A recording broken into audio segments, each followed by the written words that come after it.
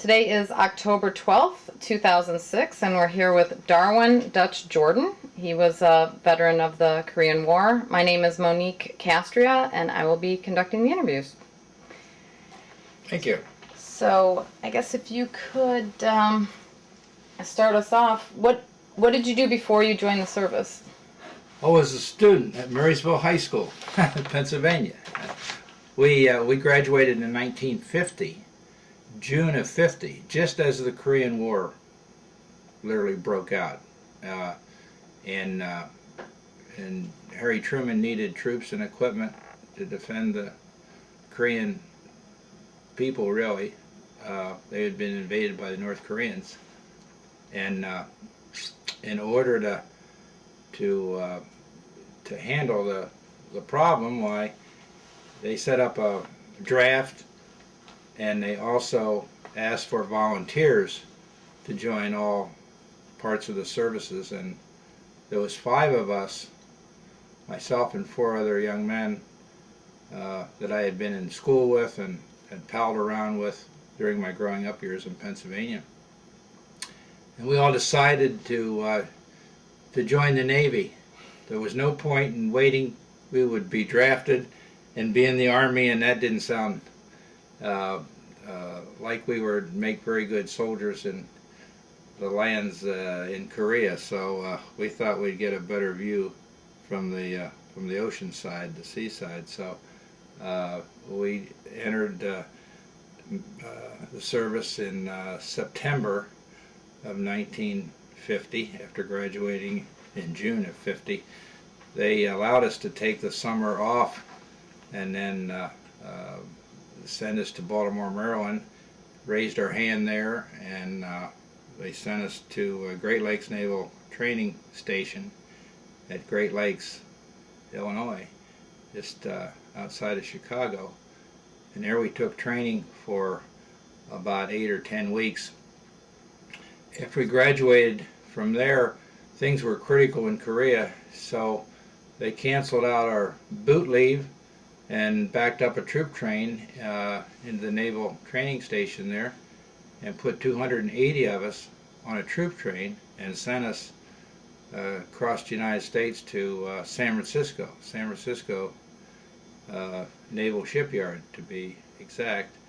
And there we met our duty station, the USS Los Angeles heavy cruiser, CA-135. And we went aboard that. It was in mothballs from the Second World War, because they didn't need it after the Second World War. They put a lot of ships in mothballs, and they needed it in the Pacific, particularly in Korea, for bombardment and troop support up and down the coast of Korea, because we were in bad shape there. So we went. We put the ship into commission actually on January the 21st, I believe it was, 1951. And shortly thereafter, we set sail for Japan. Well, first of all, Hawaii. First point of entry was at Pearl Harbor, and took on some fresh supplies there. And then we headed on west to Japan, Yokosuka, Japan, and stayed there for a few days, and then we took off for what we called the bomb line, which was actually the coast of Korea. And I'll never forget this. We pulled up alongside another cruiser, which at the time was the only cruiser in that area, and they were heavily dependent. The troops ashore were the Army, Marines, were heavily dependent on bombardments from the naval vessels in order to defend the Korean Peninsula there. And so we pulled up alongside the other cruiser, and we exchanged ammunition on one side and fired out on the other side onto the land, onto the beach, on the coastline, because there was a fire mission that they wanted, that the Marines or Army had called for. It was a what mission? A fire mission. The other cruiser was carrying out a fire mission when we arrived. We were they were bombarding Oh, okay. the land to help the Army or the Marines, whatever it was, because they were defending a certain position, and the North Koreans were trying to establish a foothold there where they had been, and so they were exchanging fire. And when that happened, they often called for one of the naval ships to provide gunfire to protect their flanks, so to speak. So we pulled up, and as I said, the other cruiser was unloading ammunition, what they had left to us, and other supplies, and on the other side we were carrying out their fire mission, and it was getting like sundown, and it was a beautiful sky, and they were pulling off. Then they pulled off, and they were heading home. Those poor guys had been froze there until we arrived to relieve them. They had children born. They had only supposed to be there for 6 months, and this was going on a year at the time. So they were anxious to get back home. In fact, the thing I can remember most vividly is they were pulling out, and we were taking over for them, and they had a little band on the fantail of the ship.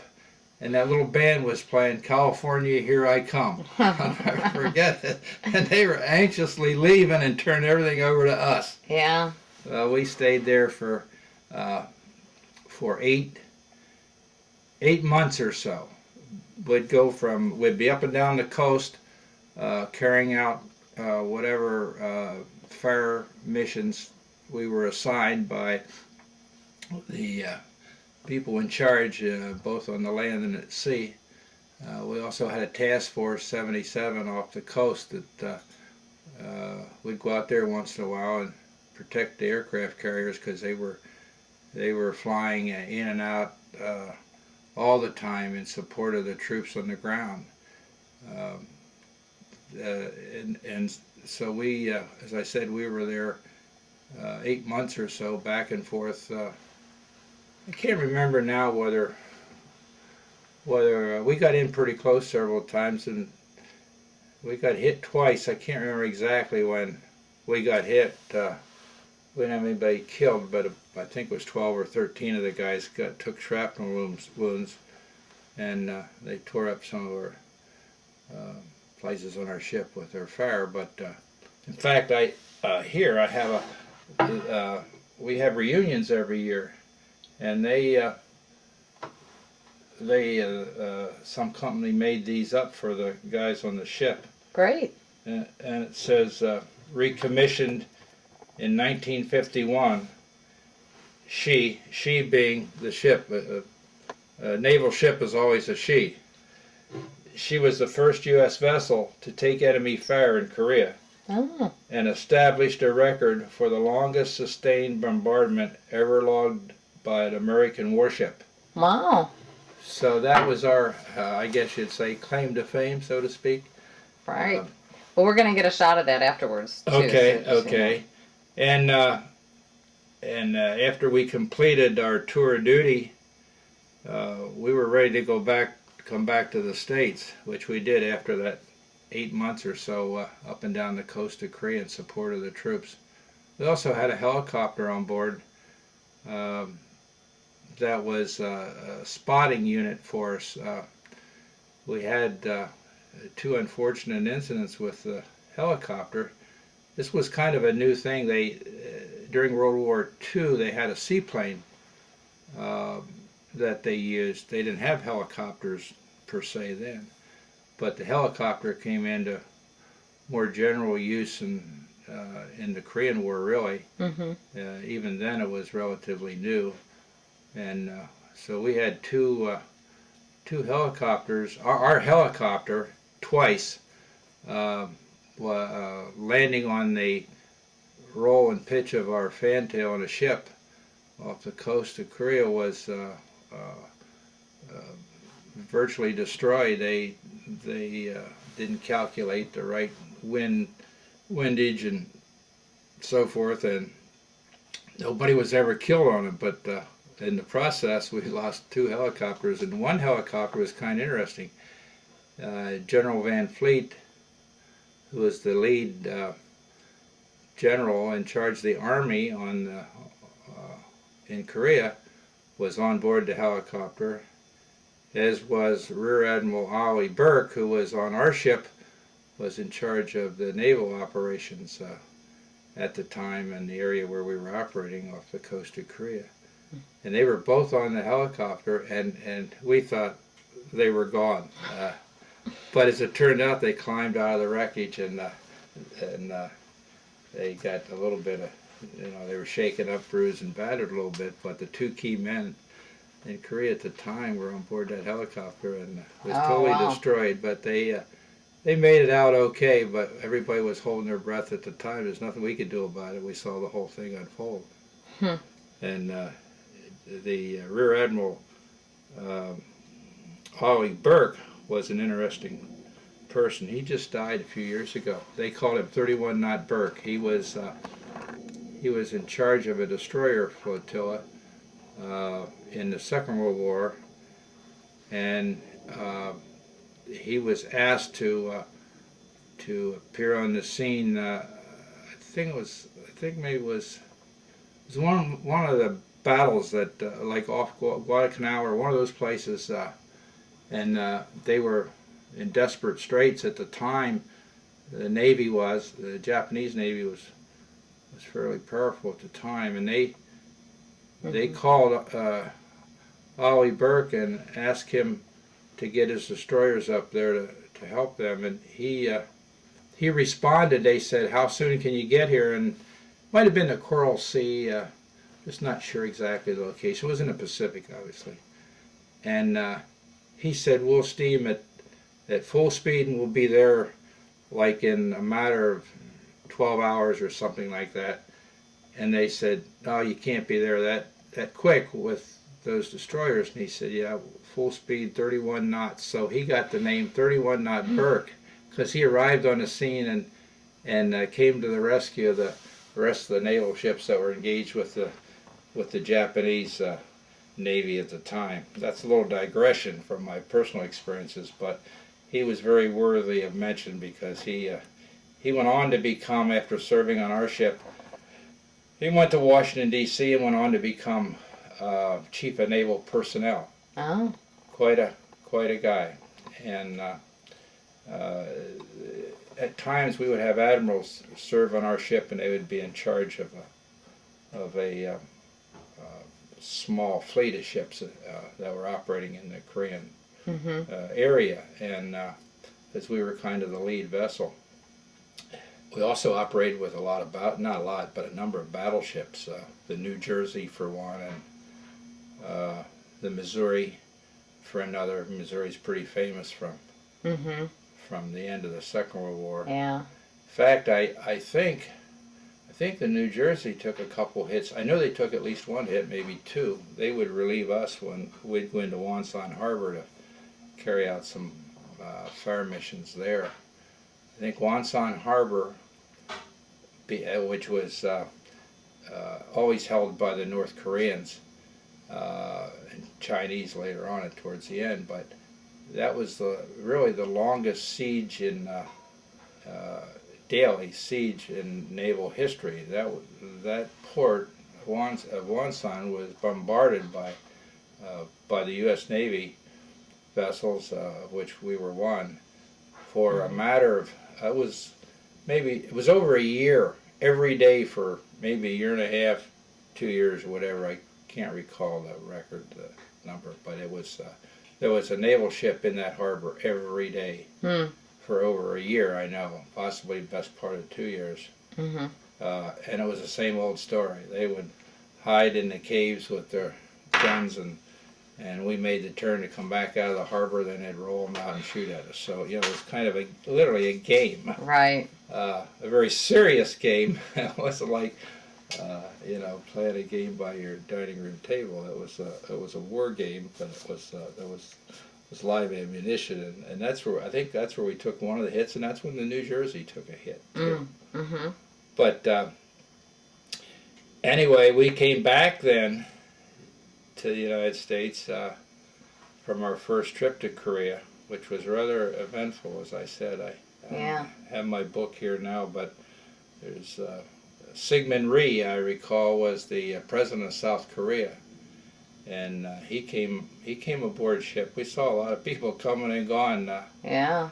Good thing he wasn't riding on that helicopter. I know it. I know it. I know it. But the helicopter brought him over too, and they conferred with if we had an admiral on board at the time and the ship's captain and what the next procedure would be as far as what land we were going to try to take back and so forth and so on. So it was the whole process of the Korean War. Actually, it wasn't even a war; it was a police action, as they called it. And really, it's still not over. They have a ceasefire. Is really the only thing in existence between the North and South. Right. Yeah. And but anyway, they invaded South Korea and they pushed our troops and the South Korean troops all the way to the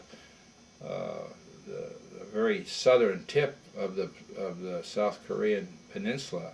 We were just holding on by hook or by crook, so to speak, and that's why Truman was so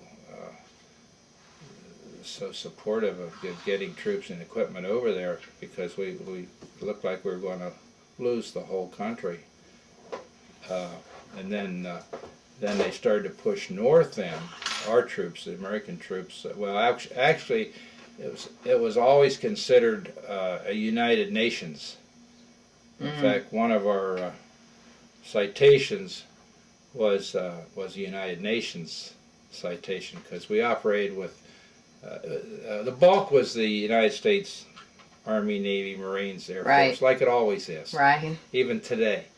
But there was the United Nations also had men and equipment there during the Korean War, and they could be French, Italian, Australia, English, a number of different countries. We used to wave at them as they went by, or whatever, or throw.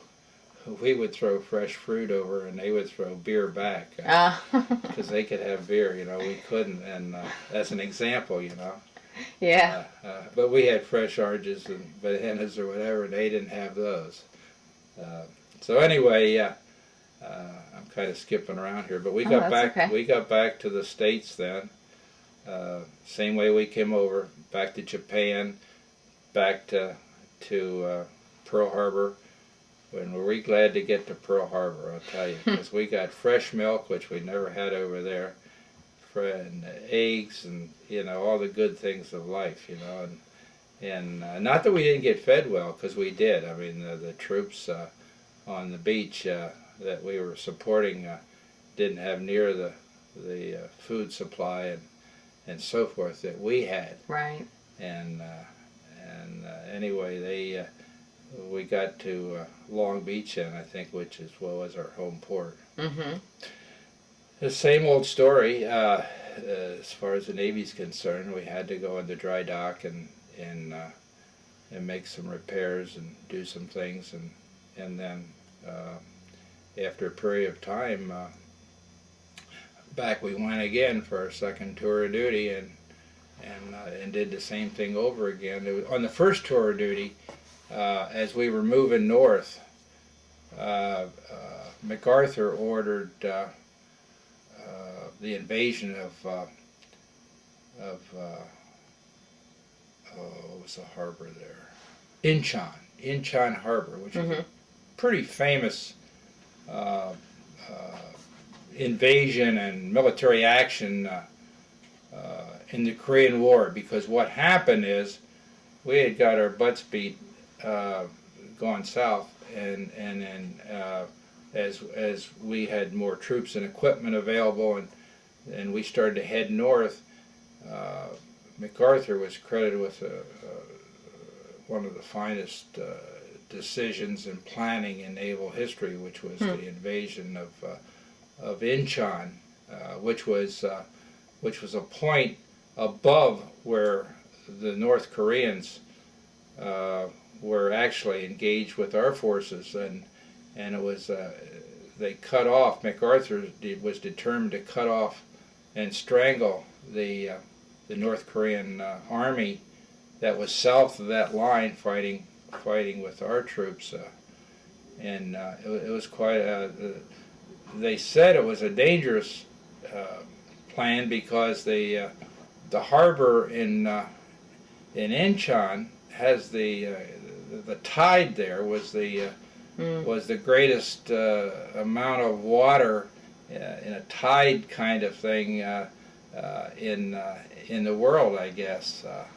And what would happen is when the tide was in, there was no problem because the water would fill up the bay and they could get ships in and out and so forth, and equipment. But when the tide receded, it became a dry, muddy bed. Right. And the concern is we would get in there and be left setting ducks because we couldn't get back out with some of our supplies and men and equipment and stuff. And as it turned out, it was so well planned that that didn't happen. But that was one place during that first tour of duty that we went in after the invasion.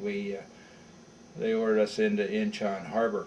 Mm-hmm. Primarily, they were concerned about the North Koreans' army and equipment pushing back after we had pushed them north, and they were also concerned about the aircraft that because a lot of supplies we were moving north from that position from Inchon and across the perimeter there, actually pushing North Korea to the basically the Manchurian border to the north.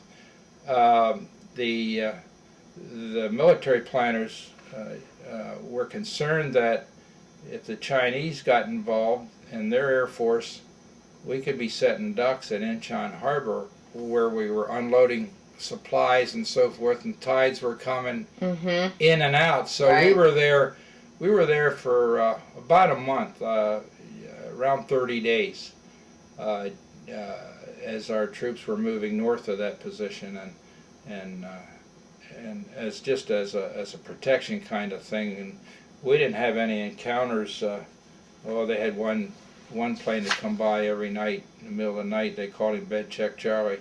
That was just a rabble rouser, and it was the kind of a game you played. He came near enough to agitate us, but not near enough where we could bring him down. Oh yeah. We tried to several times, but we never got him. The only plane we shot down there was our own plane. He didn't check in with us, and he got too close, and that was another kind of it was a joke later, but it was a serious matter for him and us at the time. So he crash landed at Kimpo Airport. So we used to kid about, well, that's the only plane we shot down during the Korean War was one of our own. Right. A little sideline to the story. And then we came back. I'm advancing fast forward here. That's okay. We came back after our stay in California. We came back for a second cruise.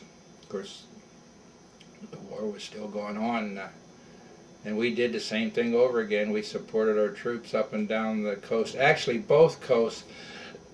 I can't remember exactly. There was an east and west coast of the Korean Peninsula, and for the most part, we would be on the.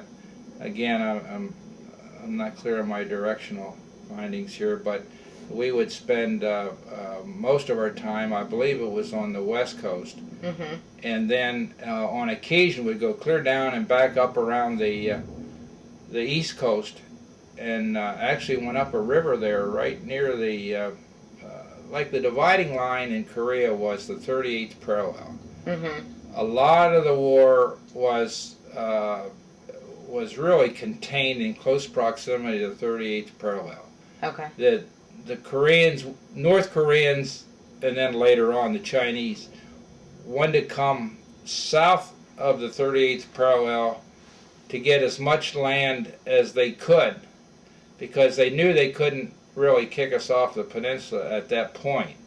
They thought they would, and we thought they would early on in 50 and early 51, I guess. But when they saw that it was going to be a seesaw battle, and the United States was committed, not like in Vietnam later on, where there was some question about commitment, and as I'm sure everybody knows, that was a whole different ball game. But in Korea, Truman laid down the gauntlet and said, "We will defend South Korea for whatever it takes. Will not allow the North Korean government to take over the South Korean free government and impose communism on the whole peninsula."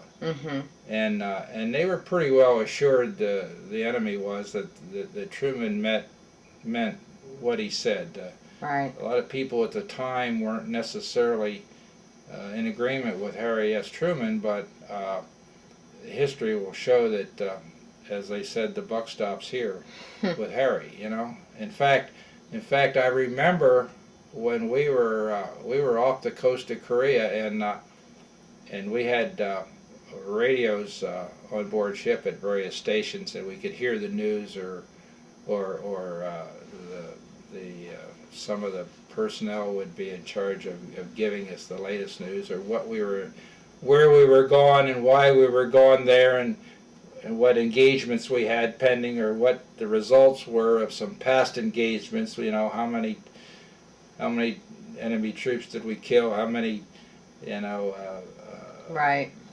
whatever the devastation we the wreaked on the enemy, and the cheers would go up and so forth, So, but I remember coming on that PA system. It says that our president, Harry Truman, just announced that he was relieving General Douglas MacArthur of his command. Well, to us, Douglas MacArthur was a hero. Because of the Inchon, the success, the Inchon invasion, and he was a hero from the Second World War. In fact, on board our ship, again, I'm digressing a little bit, but on board our ship, at some point during our times in and out around Korea, we had a Congressional Medal of Honor winner who was the PT boat was one of the boats that took MacArthur from the Philippines during the Second World War.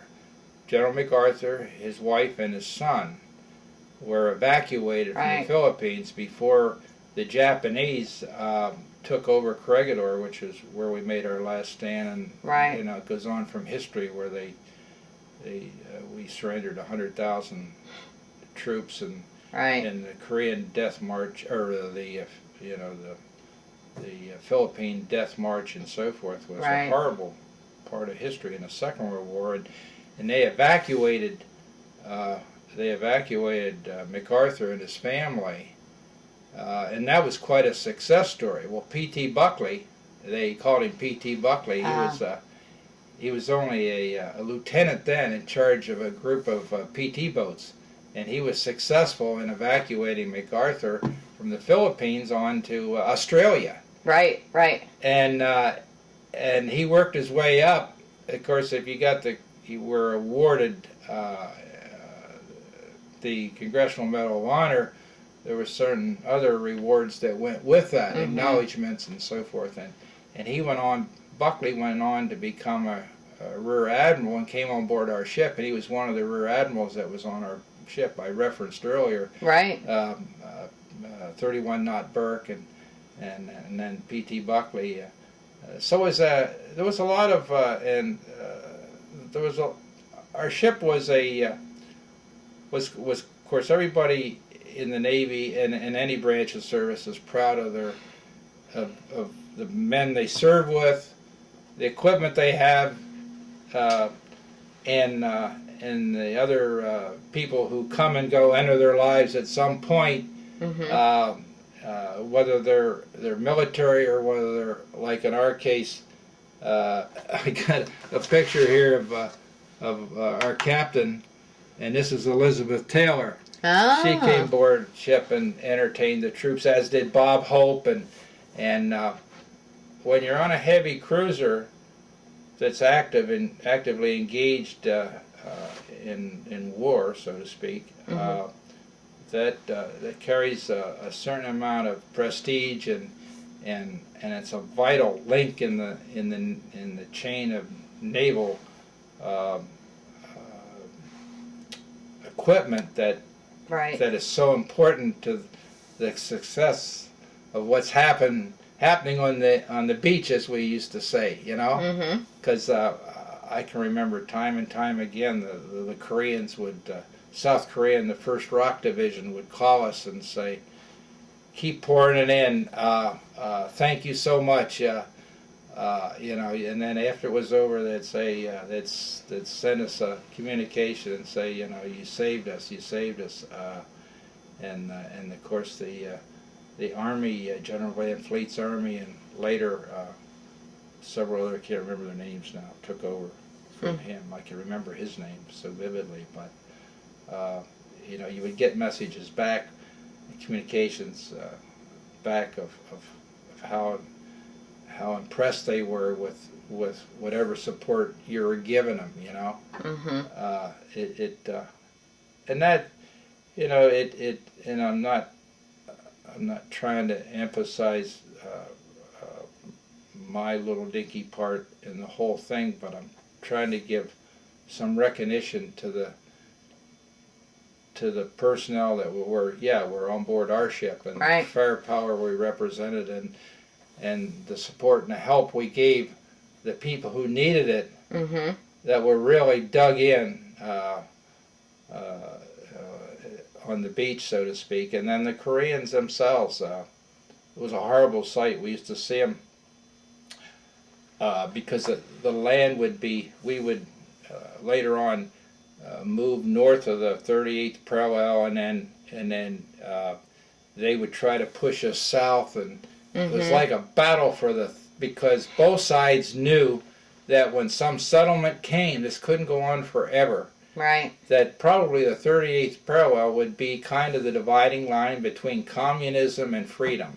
And the North Koreans being the communistic empire, and the South Koreans representing democracy, and the United States and United Nations influence. And that was so important. So you'd see those poor Korean people that were in that general area with their ox carts and their whatever possessions they had, which was what they could carry, literally, or haul, moving in lines south whenever they were trying to get away from being killed and destroyed, you know.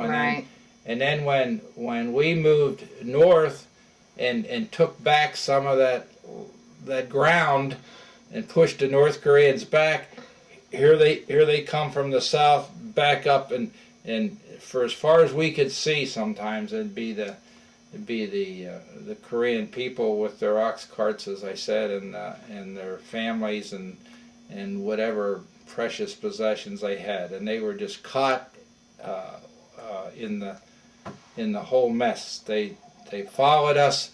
They followed us when we took ground and went north, and then when we got beat up and the North Koreans would move south, there they come south. All they wanted was peace, and I don't want to say prosperity. There was no such thing, but they wanted peace and freedom. You know, I went ashore several times when we were in Inchon there, and I can remember when we would go ashore, a small group of us, the Korean kids would gather,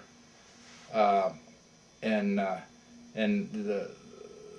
it had been bombed out. They were living in holes with metal, corrugated metal that helped keep some of the weather out from pouring in their little place where they established their home, whatever you'd want to call it, shelter at best. But those kids were so interested. They'd flock around me, and I used to take then a piece of chalk with me when I go back ashore, and they'd see me coming, and I'd write down like 2 and 2 is 4, and they of course the Army had kind of coming and gone from that area.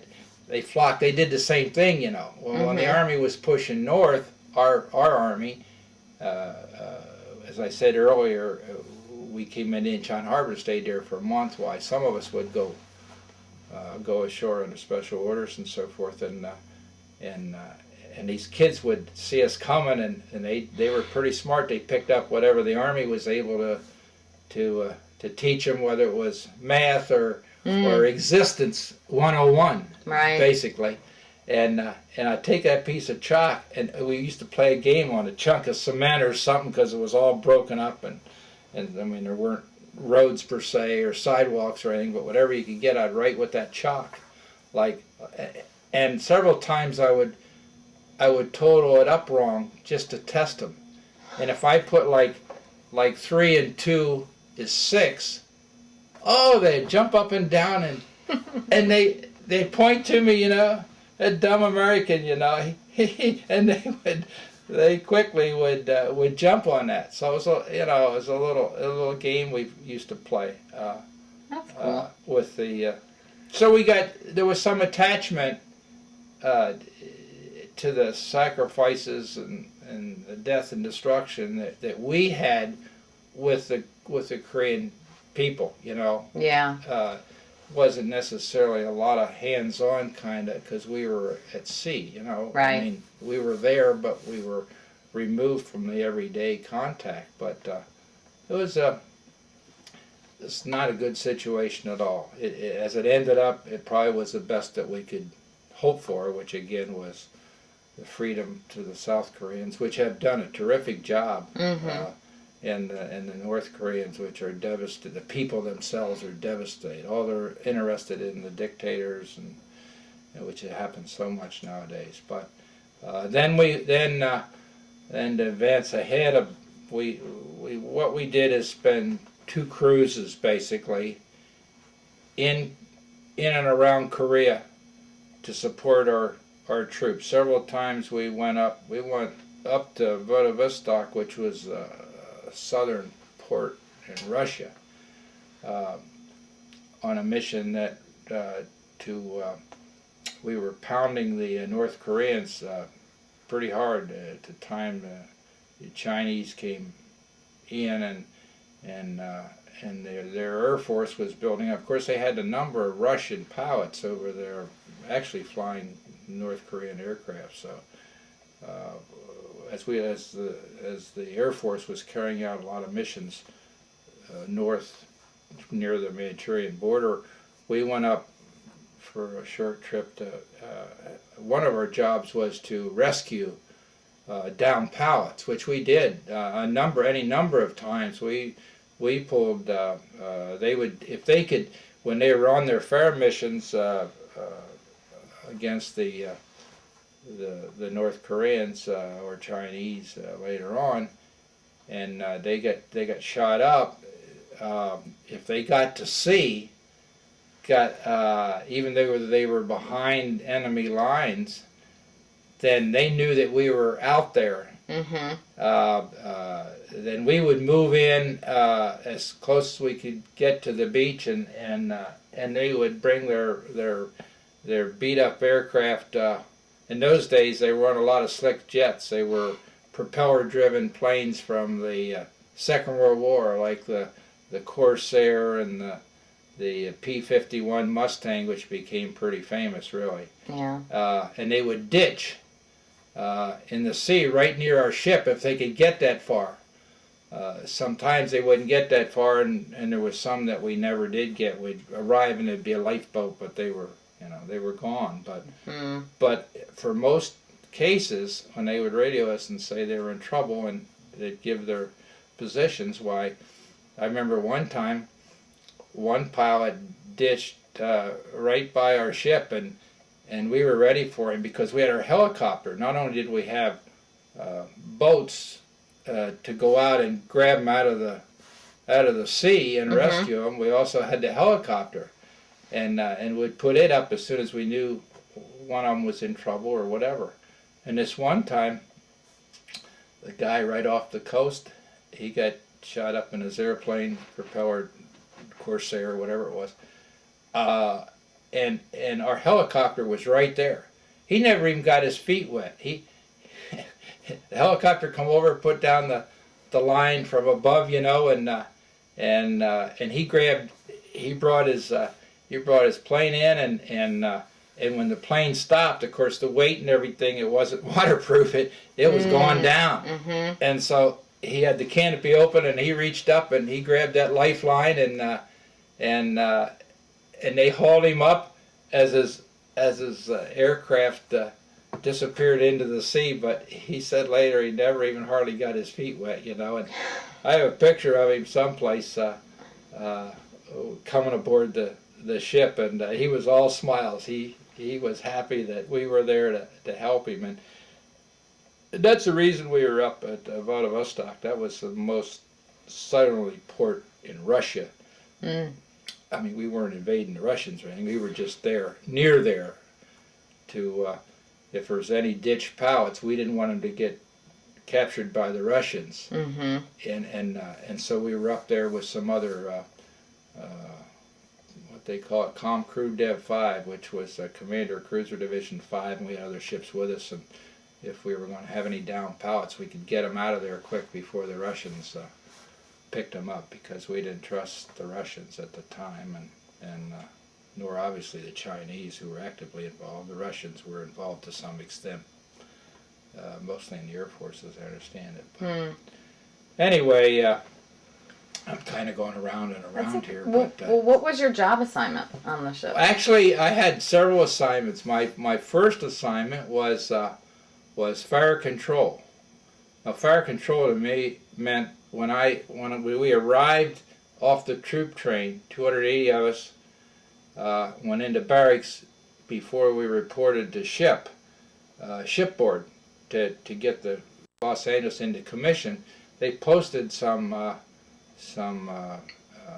assignments, and on this one assignment, you'd go to the bulletin board to see where you were assigned on board ship. We had approximately 1,100 men assigned to. No women in those days, 1,100 men. There's a side issue that we did get one female aboard, and she was smuggled aboard and went to sea with us on a one-day trip to I believe St. Clemente Island on a fire mission practice. It wasn't a mission per se; it was practice, and there was a lot of, excuse my expression, but a lot of hell raised over that. The captain wasn't a happy camper because it got into the Los Angeles Times, the news, the headlines, and so forth, where a lady goes to sea with the USS Los Angeles. And of course, Los Angeles was bought and purchased by war bonds during the Second War of the People. So our ship was a special. That was a special deal. When we came and went, the people of Los Angeles, you know, that was a big deal. That's how we got Elizabeth Taylor. That's how we got Bob Hope. That's, you know, we became a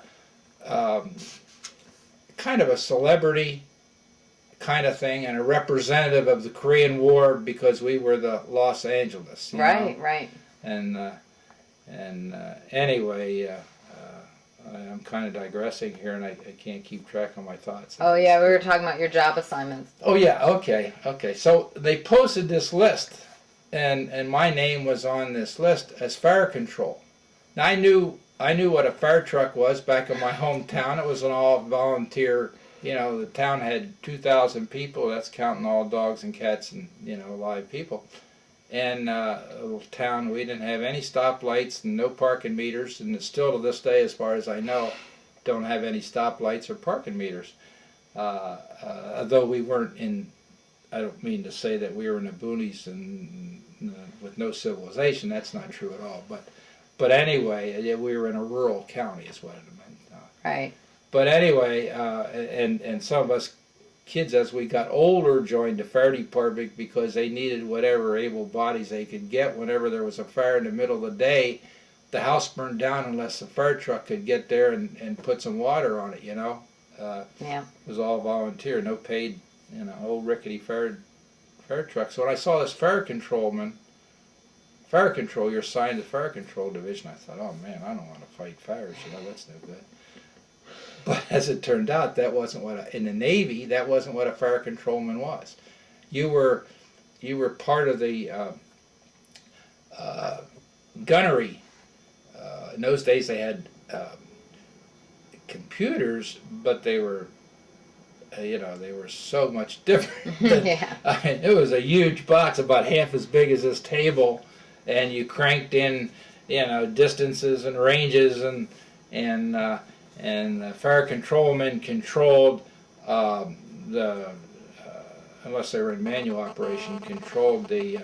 We had 8-inch guns. We had three turrets, 3 guns to a turret, and we had 2 forward and 1 aft, and that was our what we call main battery, and when we carried out a big fire mission, those 8-inch guns were very effective and could do a lot of damage. Now the battleship had 16-inch guns, and they were the biggest. They in each war up until recently, the high tech and missiles and all this thing, but in the conventional wars, even during Vietnam, and even during the Gulf War, at least the first one, they had a battleship involved. I can remember some of the names, as I said earlier: Wisconsin, the Missouri, the New Jersey. Are some of the battleships, but they were retiring battleships.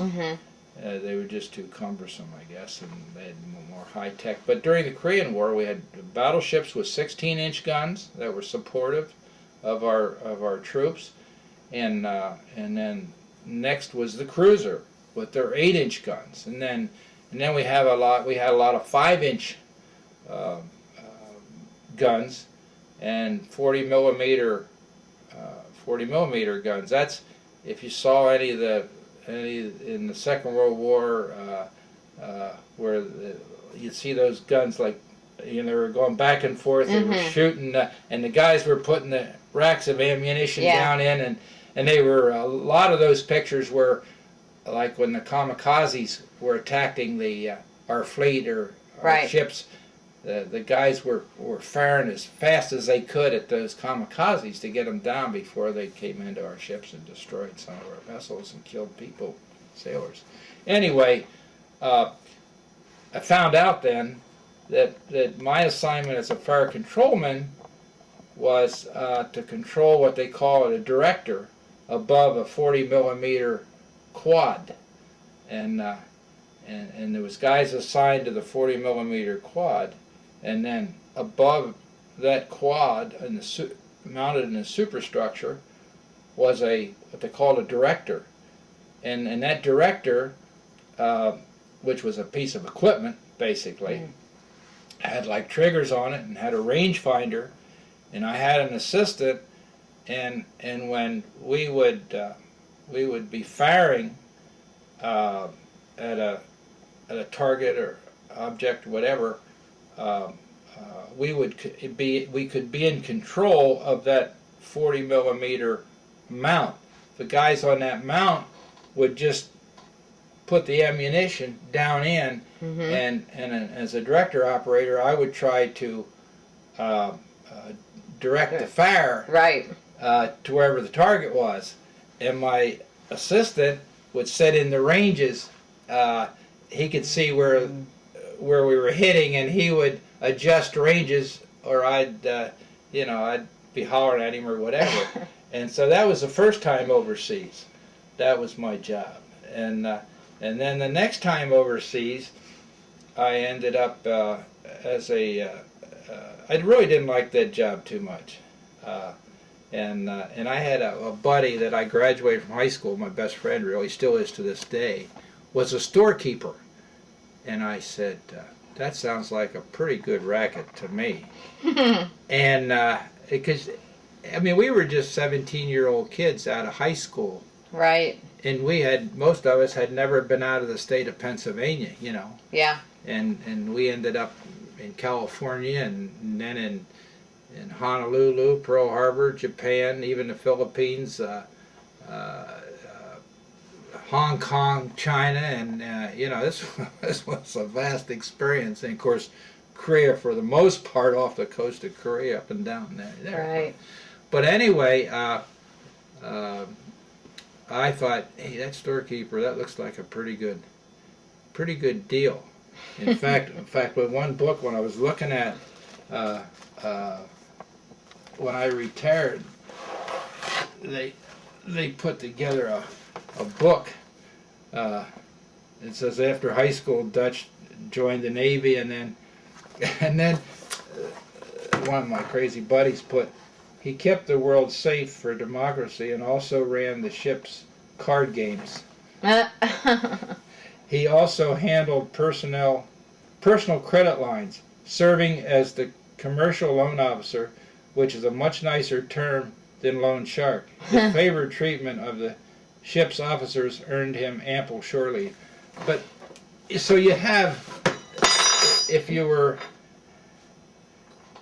in a certain division, you know, you did whatever the requirements were with that division. Yeah. And whether they were the deck force or whether they were supply or whether, you know, it took, when you had 1,100 men and literally a floating city with all the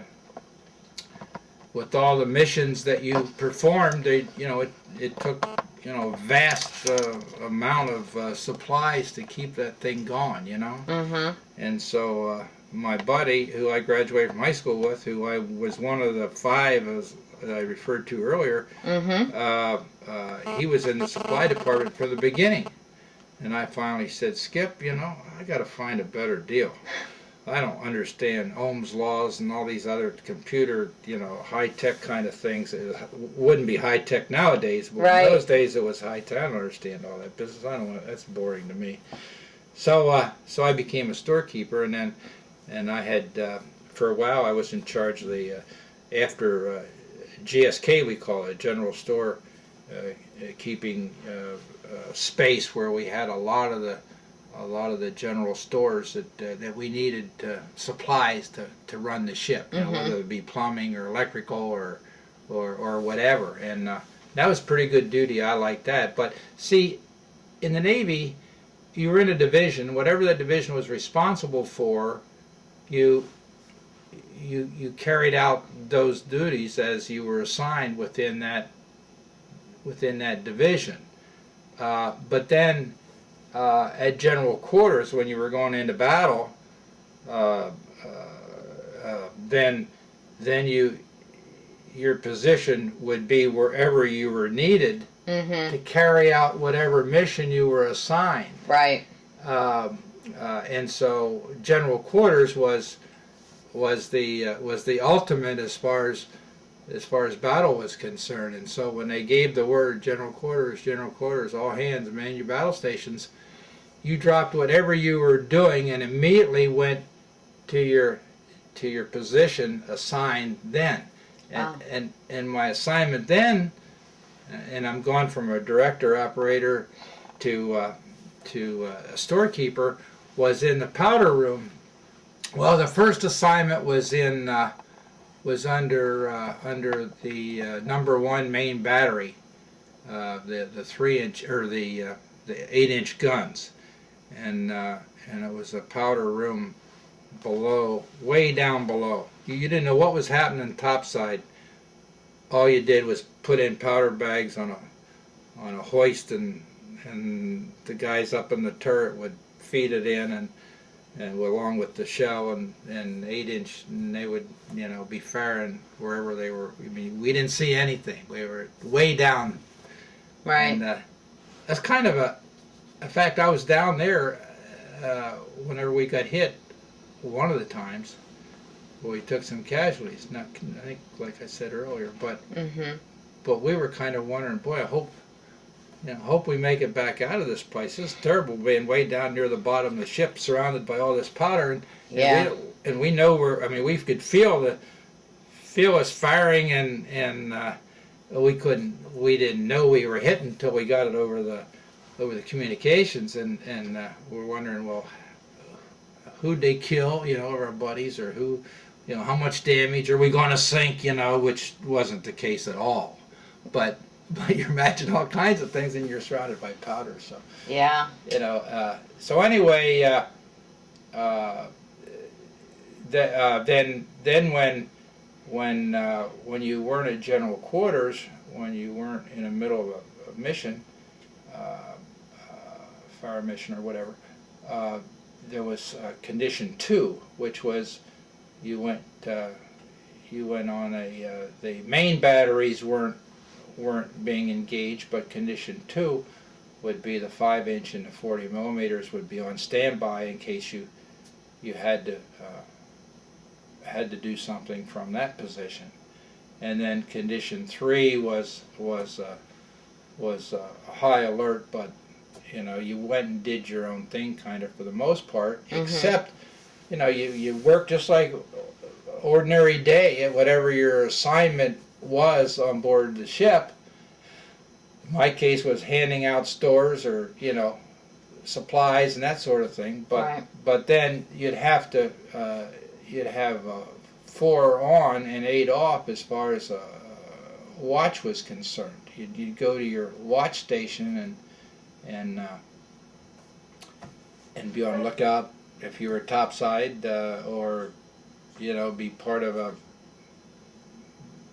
40 millimeter battery, or early on as a director operator, or later on stand watch in a 40 millimeter mount or 5-inch mount or whatever. So you did your regular job, your assignment, whatever division you were on during the day, and then you would stand when you're in the combat zone. You stood watch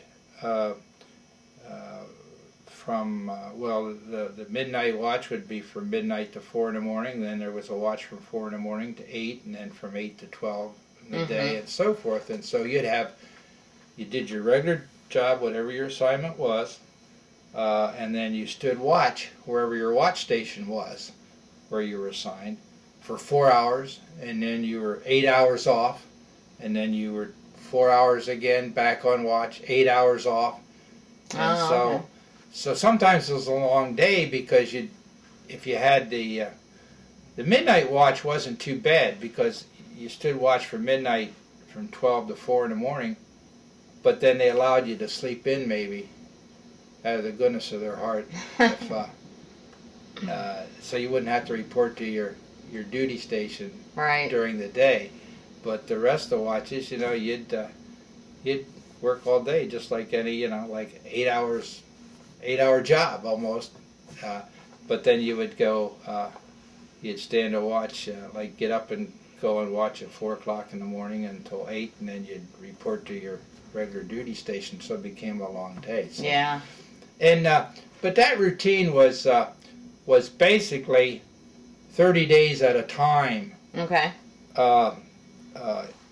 In and around Korea during our primary assignment, was carrying out the fire missions in support of our troops. But then after a month or so, we'd come back to Japan. Yokosuka was our main base, resupply, and we'd get supplies out side by side. Supply ships would pull up, alongside us. We'd usually pull out from the coast a little bit. Sometimes we'd carry out fire missions depending on what they needed, what support they needed, while we were taking on supplies, as I mentioned earlier, on the other side. But normally you'd move out to sea a little bit, or out with Task Force 77, where the carriers and other ships were, take on fuel or ammunition or food, a lot of food. When you have 1,100 men to feed every day, Yeah. You need a lot of food. But and the Navy was pretty good. I mean those poor guys on the beach, they had rations, and they grabbed whatever they could whenever they could. But we really, we lived pretty well in comparison too. Right. But I can remember one time in Thanksgiving, and the Navy always prided themselves at Thanksgiving and Christmas to have a full course meal, turkey, ham, whatever. And so I can remember one time, and the ship, it would get, the seas would get rough. It didn't matter how rough they were. You were there, and you had to do whatever you had to do. Yeah. And whether it was fueling, and sometimes fueling vessels would pull up to give us fuel, and it was just too rough. They'd unhook if they hooked up, or didn't even try to hook, because you'd be floating around there up and down and back and forth and around, and break fuel lines, which happened. But I remember getting back to the Thanksgiving Day story. I don't know, it was the first cruise or second cruise overseas to Korea. And we were going to be on the bomb line, what we call the bomb line, for Thanksgiving. So, and here come our resupply ship out, and with all these nice turkeys and all the trimmings, and they pulled up alongside us. I mean, when I say alongside, there's some distance between us, not side to side. And they had these big nets, and they put our turkeys and their hams and all our food to get ready, because Thanksgiving was coming up in like the next couple of days. Right. And they made an urgent, I guess the captain or the admiral or whatever said, get that supply ship out here, because we want to feed our troops, So it pulled up alongside, and man, the seas are just, we would be up here and they'd be down here, and then vice versa.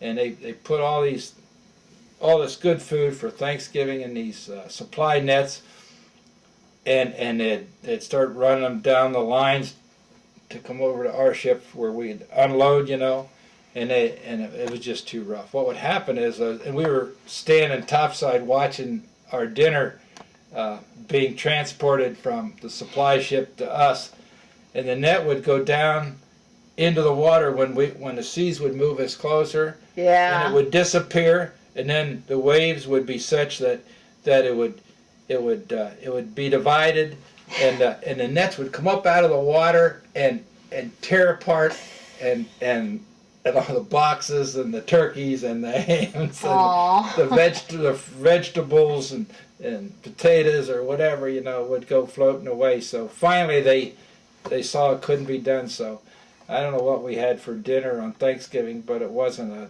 typical Thanksgiving meal. It was whatever we could scrounge up out of the places where they stored the whatever we had left. But they did get back out. The seas calmed. Then we had a delayed Thanksgiving dinner. That's good. Now that's it's kind of funny, and it may be interesting. It was funny to us, and it wasn't funny at the time. We were saddened, but there's highlights. There's great stories that all of us can tell that are really kind of neat and fun. And when you're a 17, 18, 19-year-old kid, and you never been out of Pennsylvania, and now you're over there. It's there's so many of these stories in the comradeship that goes on that pulls everybody together. That it's absolutely amazing how you can take young people, put them together, like's happening right now, and they do the job that's asked of them, and they have the good times, and we still have reunions. Yeah, that's great. We're going to gather in Las Vegas next September, less than a year from now, and we've gathered in Chicago, we've gathered in Branson, we've gathered in Boston. Each time we gather, there's less and less of us, but the guys in the supply department were really a tight group, because we were a small group, and the 280 of us went aboard at the same time, and many of those 280 stayed together on board ship for their whole enlistment. Right. Which was so we spent 3 cruises together, over and back to Korea 3 times, and the first 2 cruises were combat cruises, but the last cruise we were in San Diego. In fact, I was at a ball game with some of my buddies, and used to be able to get in the ball games for free if you were if you're in the service. Mm-hmm. It was such a neat deal at the Coliseum in L.A., which is a pretty famous place. They Right. still play, USC plays there, UCLA, I believe, or they did, and the at that time was the Los Angeles Rams. They had a whole section in the Coliseum that was reserved free for servicemen. So we'd go over there and watch the games for free. I mean, I've seen all the great, back in those days, Right. football players, both from UCLA, or all three, USC, and the Los Angeles Rams. So they were the good times, you know. But we were in San Diego, and we were watching the San Diego Padres, which is at that time was the West Coast equivalent to the next step down from the majors, you know. Ah.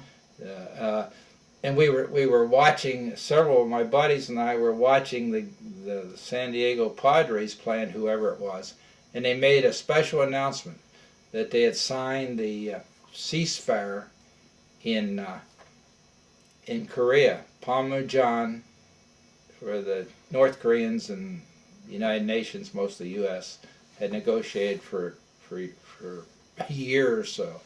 That's when they had a change of command whenever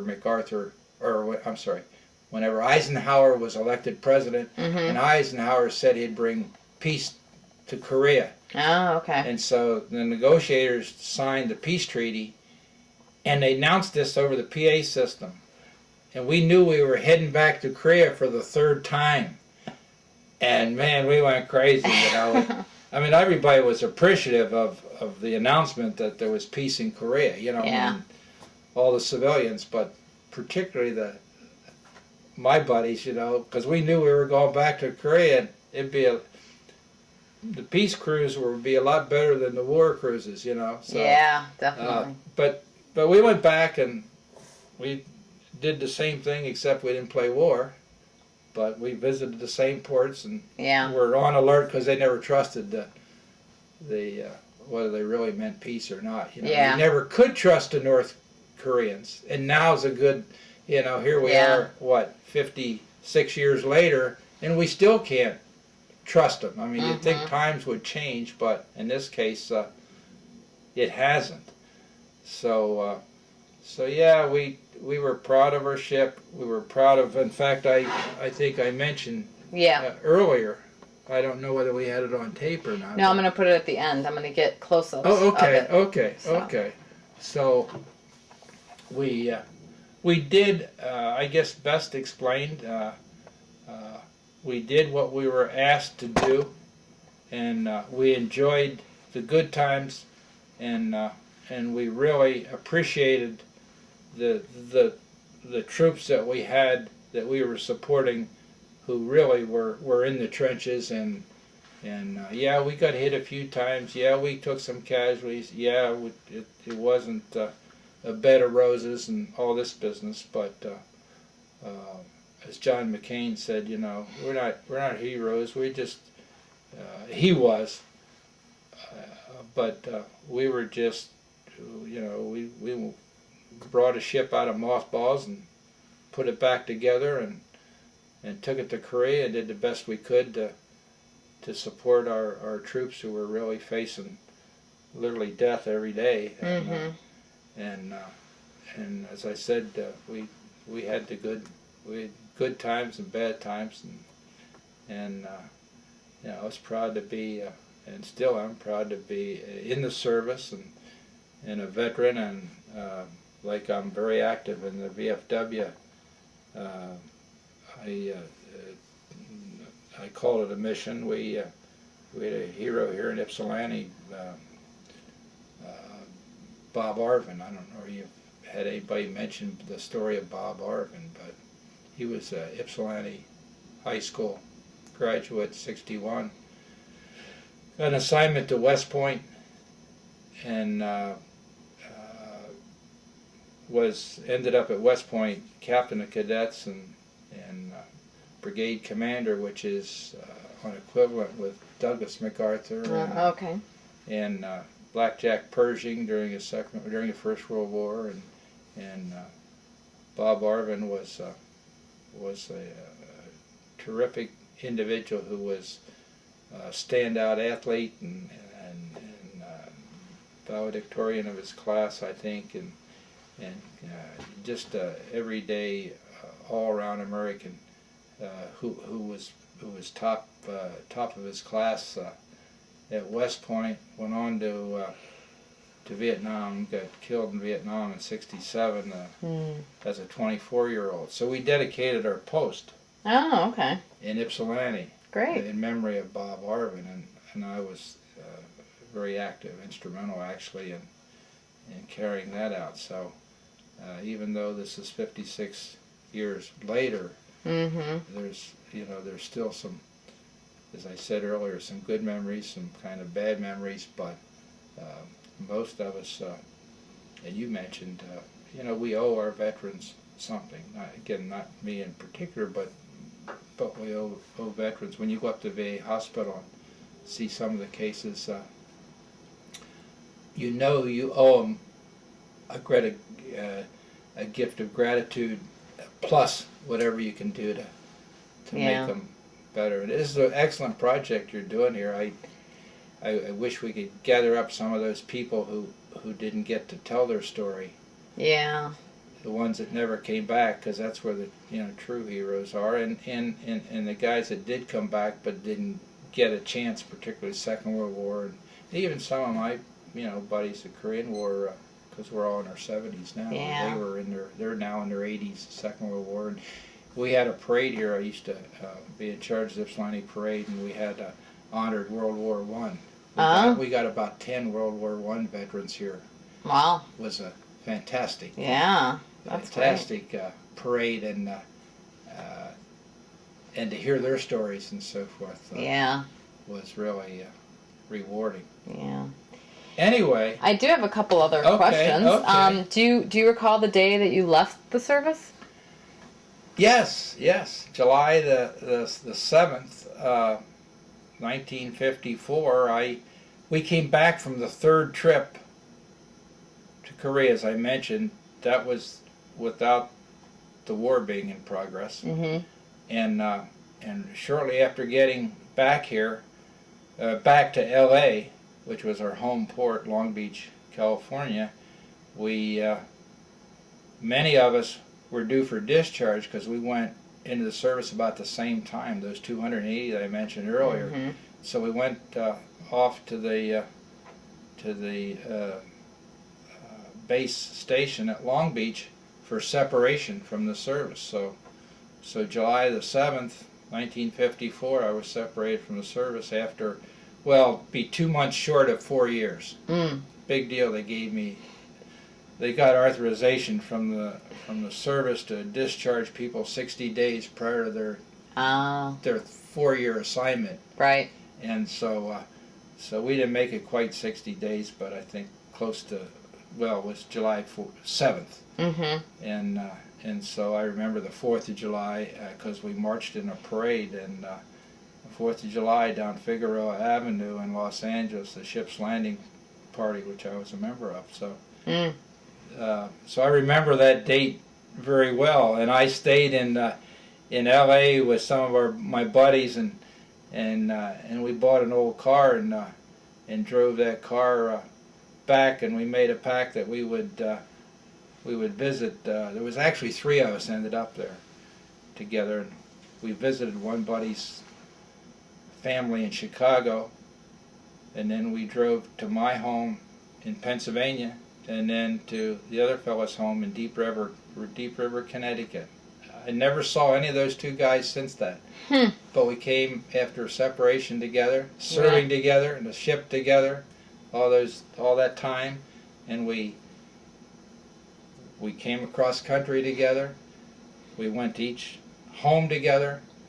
Right. And we said sayonara, which is goodbye in Japanese. Yeah. And we all went our own ways, and we could care less about the service or memories, or then the routine would be to, just like it is nowadays, to get married. Yeah.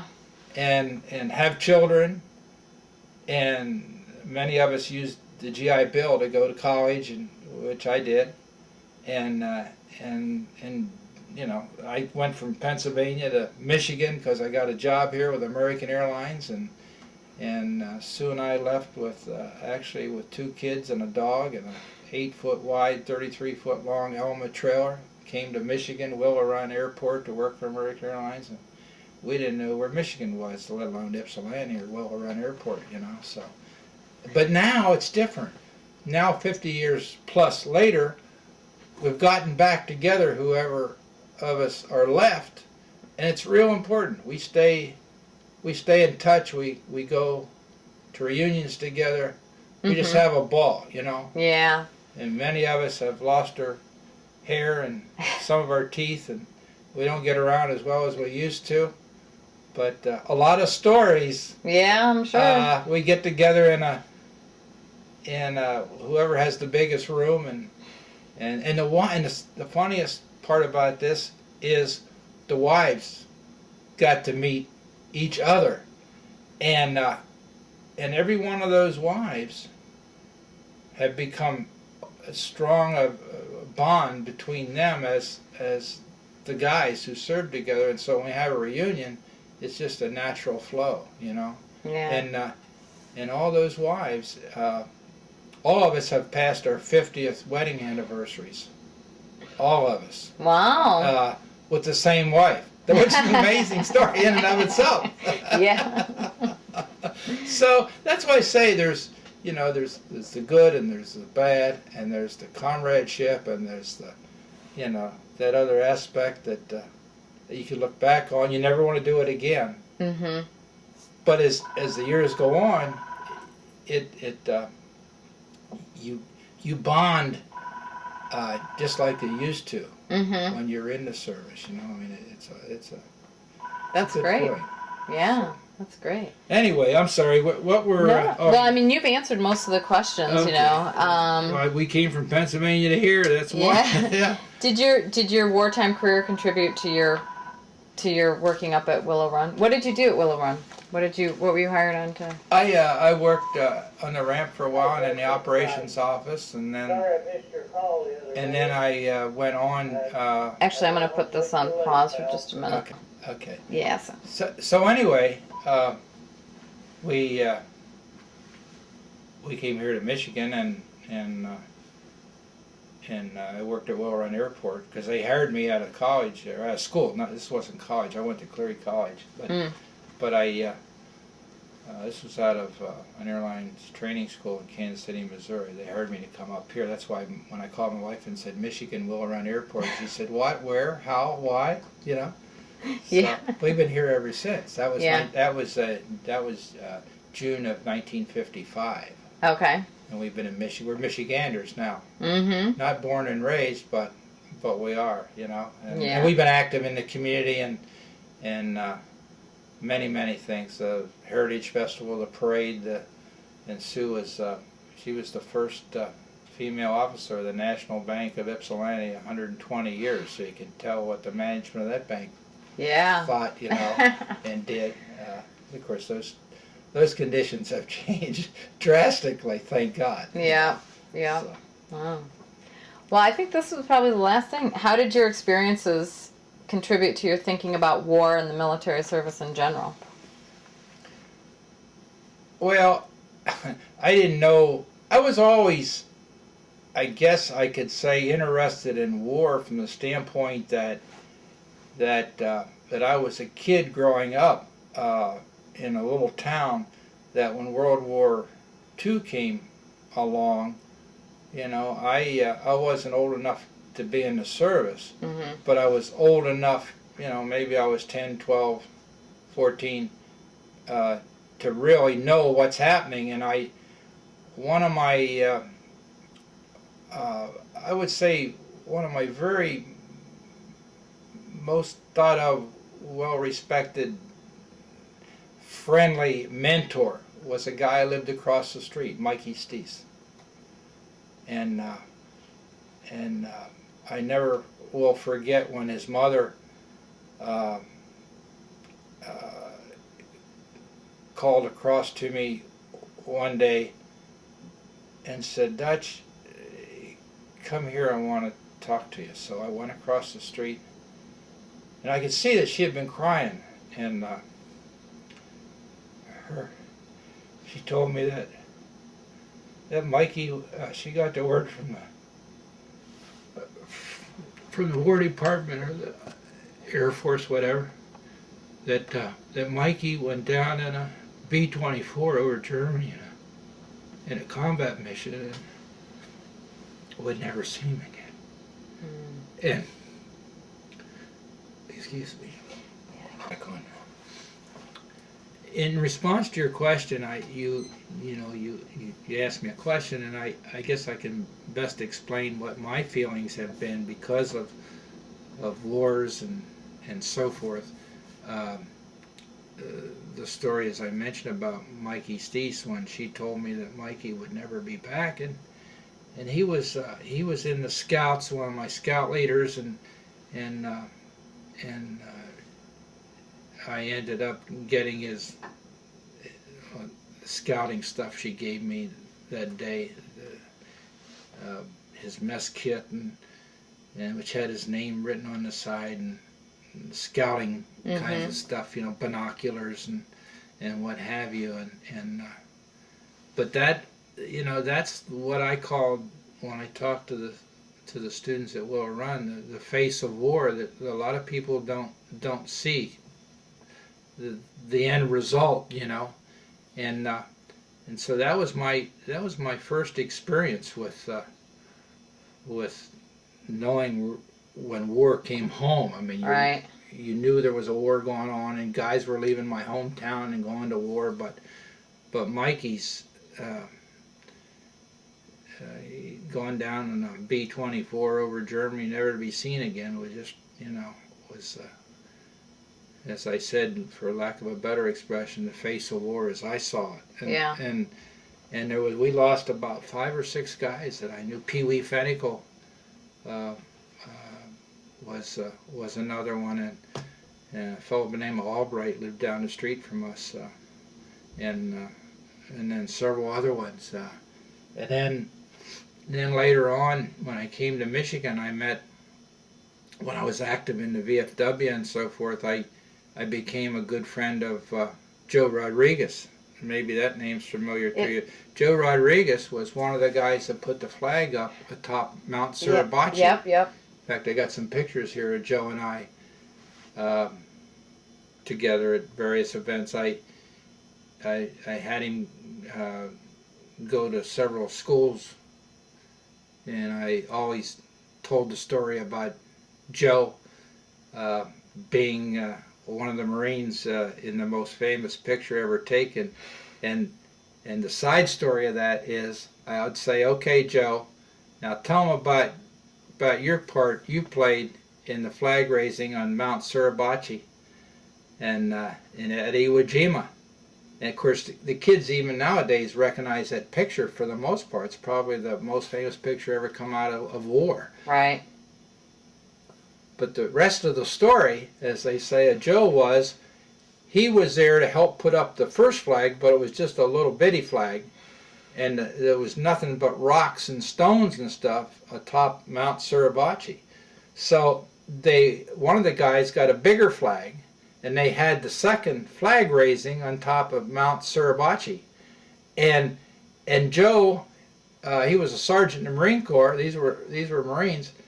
He was off to the side getting stone to bring back up to put around the pole so they could stand up so that their other troops could see the highest position where the American flag was, and Right. they were still engaged in heavy action to take over Iwo Jima. And so the picture shows his buddies raising the flag, the American flag, but Joe's off to the side hustling rocks Right. to help. Right. So when he passed away several years ago, his wife invited me to the stone that they prepared for his gravesite, and on the stone is chiseled the flag raising at Iwo Jima, Mount Suribachi, but off to the side, here's Joe, a little path leading back up to the flag raising, as it was portrayed then. Right. Here's Joe carrying a stone on his gravestone. That's great, actually. I mean, so there are those kind of stories, you know, the face of war, as I said, and then the story about Bob Arvin, as I mentioned earlier, Ypsilanti's hero, you know, age 24. There was editorial written when they got the word he was killed in Vietnam, that he could have been president of the United States at some point. I mean, he was the all-American boy, you know.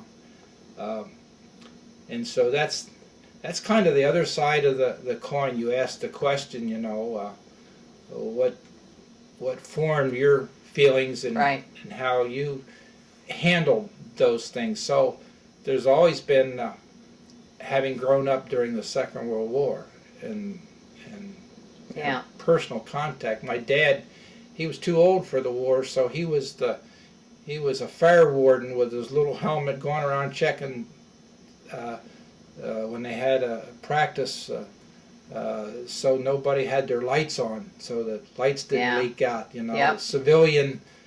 I forget what their actual name was. Civilian Defense Corps. Yep.